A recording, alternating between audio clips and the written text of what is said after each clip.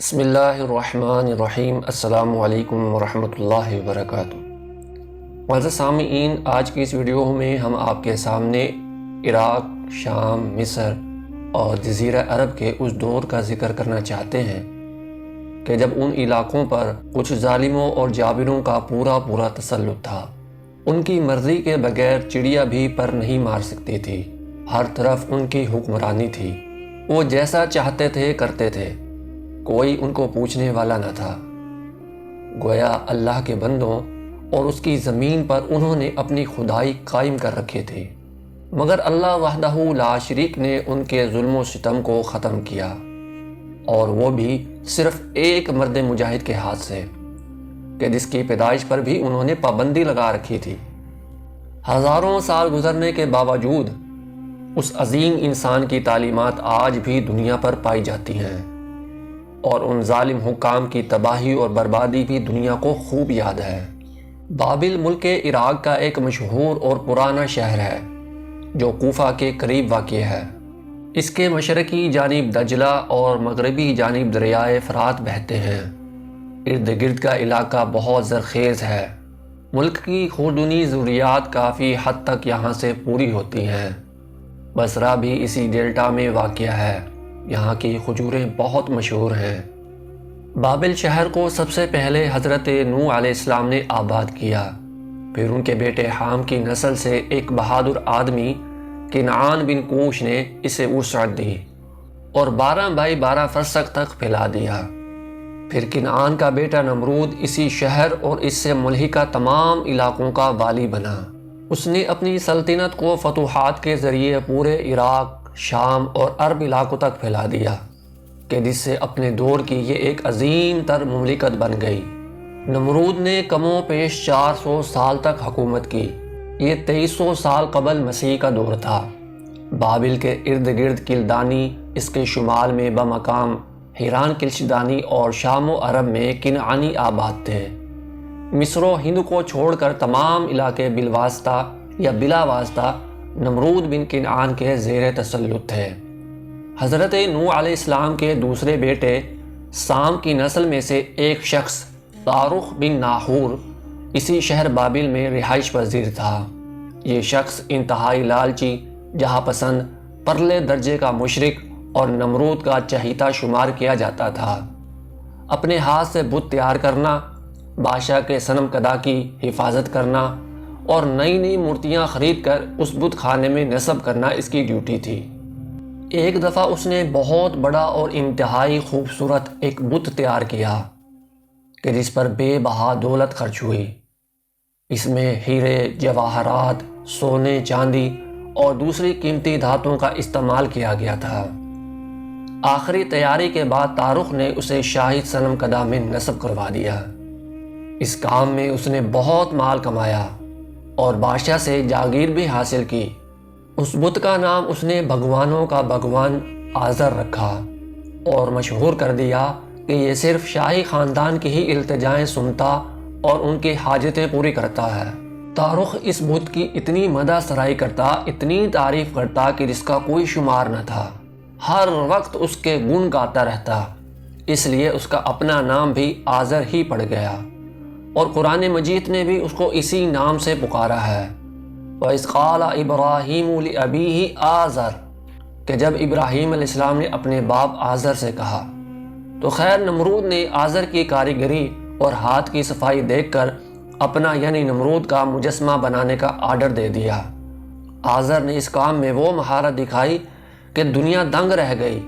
نمرود نے اسے بے شمار انعام و اکرام دیے اور اپنے بت کو کسی اہم جگہ پر نصب کروانے کے بعد پوری قوم کو اسے سجدہ کرنے کا حکم دیا۔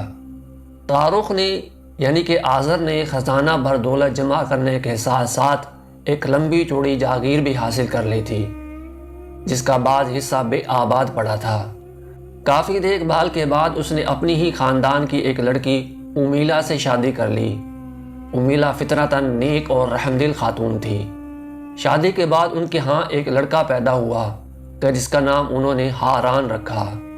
ہاران کی عمر ابھی چند سال کی ہوگی کہ نمرود کے دربار میں ہلچل سی مچ گئی۔ ہوا یہ کہ ایک نئے طلوع ہونے والے سیارے نے پہلے سارا دن سورج کو ڈھانپے رکھا اور پھر ساری رات چاند کو۔ اگلے دن پھر ایسا ہی ہوا، ہر طرف اندھیرا ہی اندھیرا تھا، کچھ سجائی نہ دیتا تھا۔ دنیا میں شور مچ گیا، ہر شخص پریشان ہو گیا۔ نمرود بہت زیادہ گھبرا گیا۔ اس نے پورے ملک کے جادوگر، کاہن اور نجومی بلوائے اور ان سے اس گرہن کا سبب پوچھا۔ سب نے بالاتفاق یہ بات کہی کہ اس سال فلاں مہینہ میں ایک بچہ پیدا ہونے والا ہے جو بڑا ہو کر تیرے ملک کو تباہ کر دے گا اور تیرے دین کو بدل کر رکھ دے گا۔ اس بدبخت نے حکم جاری کر دیا کہ تمام حمل ضائع کر دیے جائیں اور جو بچہ بھی صحیح سلامت پیدا ہو اسے ختم کر دیا جائے۔ چنانچہ ہر طرف پکڑ دھکڑ کا سلسلہ شروع ہو گیا۔ تمام حاملہ عورتوں کو بابل شہر میں جمع کیا جانے لگا اور سب مردوں کو وہاں سے نکال لیا گیا۔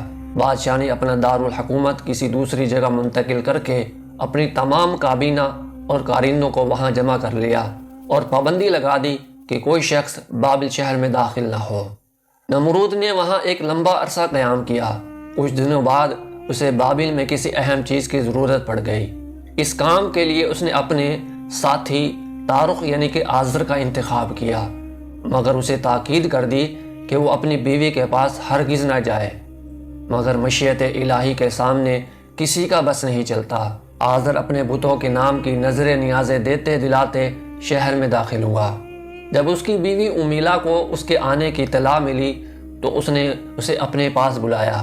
کہا جاتا ہے کہ عورت کے سامنے بڑے بڑے بہادروں کا پتا پانی ہو جاتا ہے۔ یہی کچھ آزر کے ساتھ بھی ہوا۔ بیوی سے آنکھیں چار ہوئیں تو بادشاہ کی ساری نصیحتیں اور ڈر خوف بھول گیا۔ دن کا پچھلا پہر اس کے ساتھ گزارا اور شام پڑتے ہی اپنی بیوی کو وہاں سے نکالا۔ کوفہ اور بصرہ کے درمیان واقع اپنی جاگیر ار میں اسے ایک غار کے اندر چھوڑ کر آ گیا اور ساتھ میں اپنی بیوی کو ایک لونڈی اور کھانے پینے کا کچھ سامان بھی دے دیا تاکہ بیوی کو سہولت رہے۔ پھر تیزی سے واپس نمرود کے پاس پہنچ گیا۔ لونڈی نے غار کو اچھی طرح صاف کیا، آرام کرنے کے لیے جگہ درست کی، مالکن کو استراحت کے لیے کہا، آرام کرنے کے لیے کہا اور کھانے پینے کی چیزیں ایک طرف رکھنے لگی۔ امیلا نے لونڈی کو حکم دیتے ہوئے کہا، ابدا جاؤ پانی لے آؤ، کچھ کھا پی لے، بہت بھوک لگ رہی ہے۔ لونڈی نزدیکی چشمے سے پانی کا مشکیزہ بھر لائی۔ دونوں نے کھانا کھایا اور سو گئیں۔ امیلا اور ابدا نے 9 ماہ کا عرصہ وہیں غار کے اندر گزارا، حتیٰ کہ ولادت کے دن قریب آ گئے اور اسی دوران انہیں کھانے پینے کا سامان بھی پہنچتا رہا۔ 2/3 رات گزر چکی تھی کہ امیلا کو درد ہونے لگا۔ اس نے لونڈی کو جگایا اور ایک محلول تیار کرنے کے لیے کہا۔ گرم گرم مشروب پیے۔ ابھی کچھ ہی وقت گزرا تھا کہ ادھر صبح کا ستارہ طلوع ہوا اور ادھر ایک عظیم انسان نے دنیا میں پہلا قدم رکھا۔ یہ عظیم انسان کون تھا اور یہ واقعہ کب رونما ہوا، انشاءاللہ العزیز ایپیسوڈ 2 کے اندر اس کو بیان کریں گے۔ آپ سب سے گزارش ہے کہ اگر ویڈیو اچھی لگی ہے تو ویڈیو کو لائک اور دوسروں کو شیئر کریں اور کمنٹ کے اندر اپنی قیمتی رائے کا اظہار ضرور کیا کریں۔ آپ کا کمنٹ ہمارا آگے بڑھنے والا ایک قدم ہوا کرتا ہے، اور اگر آپ نے ابھی تک ہمارے چینل کو سبسکرائب نہیں کیا تو ہمارے چینل سبسکرائب کر لیں اور بیل آئیکن کو دبانا مت بھولیں تاکہ اگلی ہر آنے والی ویڈیو کا نوٹیفیکیشن بر وقت آپ تک پہنچ سکے۔ تو ملیں گے اگلی ایک اور ویڈیو کے اندر، تب تک کے لیے اجازت دیجیے۔ اپنا بہت سا خیال رکھیے، ہمیں اپنی دعاؤں کے اندر یاد رکھیے۔ فی امان اللہ، اللہ حافظ، السلام علیکم ورحمۃ اللہ وبرکاتہ۔